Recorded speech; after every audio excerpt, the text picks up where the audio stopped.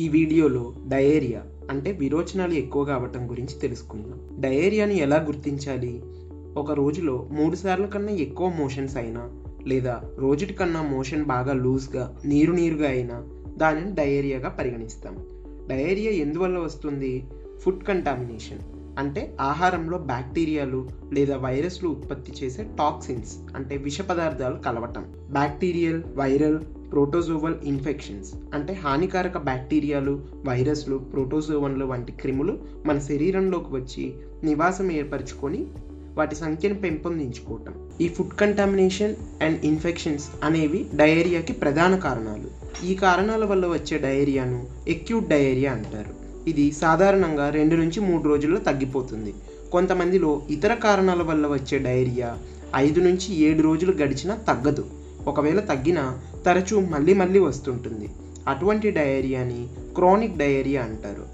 Antibiotics, antacids, లాక్టులోస్, sorbitol, ఎన్ఎస్ఏఐడ్స్, metformin వంటి కొన్ని ఔషధ కుటుంబాలకు చెందిన మందులు వాడటం వల్ల మరియు మాల్ అబ్జార్ప్షన్ సిండ్రోమ్స్ అంటే పేగులలో ఆహార సారాన్ని పీల్చుకునే శక్తిని తగ్గించే జబ్బులు, inflammatory bowel disease, irritable bowel syndrome, endocrine causes, VIPoma, Zollinger Ellison syndrome వంటి అధిక హార్మోన్లను ఉత్పత్తి చేసే జబ్బులు, మ్యాలిగ్నెన్సీస్ లైక్ కొలోనిక్ ఎడినోకార్సినోమా అంటే పెద్ద పేగు క్యాన్సర్ వంటి సమస్యలు క్రానిక్ డయేరియాను కలిగిస్తాయి. డయేరియా రాకుండా ఎటువంటి జాగ్రత్తలు తీసుకోవాలి?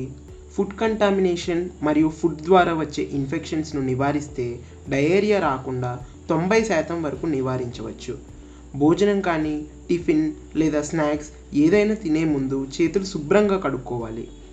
నిలువ ఉన్న ఆహారం తీసుకోకూడదు. కాలువల పక్కన, చెత్త కుప్పల పక్కన ఉండే తోపుడు బండ్లు, ఫుడ్ స్టాల్స్లో ఫుడ్ను తినకూడదు. ఫ్రెష్గా వండిన ఆహారం మాత్రమే తినాలి.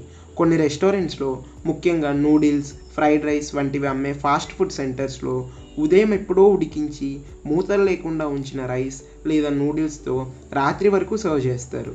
అలాంటి ప్లేసెస్లో ఎప్పుడు తినకూడదు. ఇలా ఉదయం ఉడికించిన రైస్ను రాత్రి వరకు వంటకు వాడుతూ ఉండడం వల్ల ఆ ఫుడ్లో ముందు చెప్పుకున్న అనేక రకాల టాక్సిన్స్ చేరుతాయి. కస్టమర్స్ ఎక్కువ ఉండడం వల్ల రెండోసారి వేడి చేసేటప్పుడు తగినంత సమయం ఉంచకుండా త్వరగా తీసేసి సర్వ్ చేస్తారు. కాబట్టి ఆ టాక్సిన్స్ అన్నీ ఆ ఫుడ్తో పాటు మన శరీరంలోకి వస్తాయి. ఒకసారి ఉడికించిన రైస్ లేదా నూడిల్స్ను 1 లేదా 2 గంటల్లోనే ఖర్చు చేయాలి. కస్టమర్స్ డిమాండ్ కన్నా ఎక్కువ రైస్ను ముందుగానే ఉడికించి పెడితే దానిని శుభ్రమైన పద్ధతిలో స్టోర్ చేయాలి. కస్టమర్కు సర్వ్ చేసే ముందు తగినంత సమయం వేడి చేయాలి.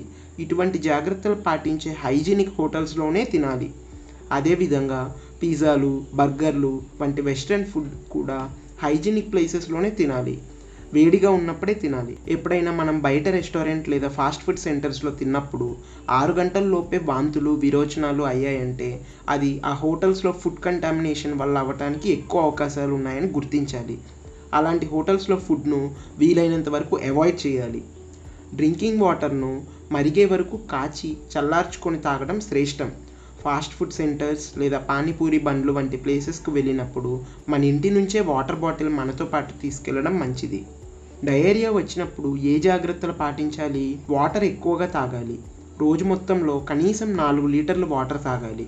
కొబ్బరి నీరు, మజ్జిగ, జావలు, పండ్ల రసాలు ఎక్కువ తాగాలి.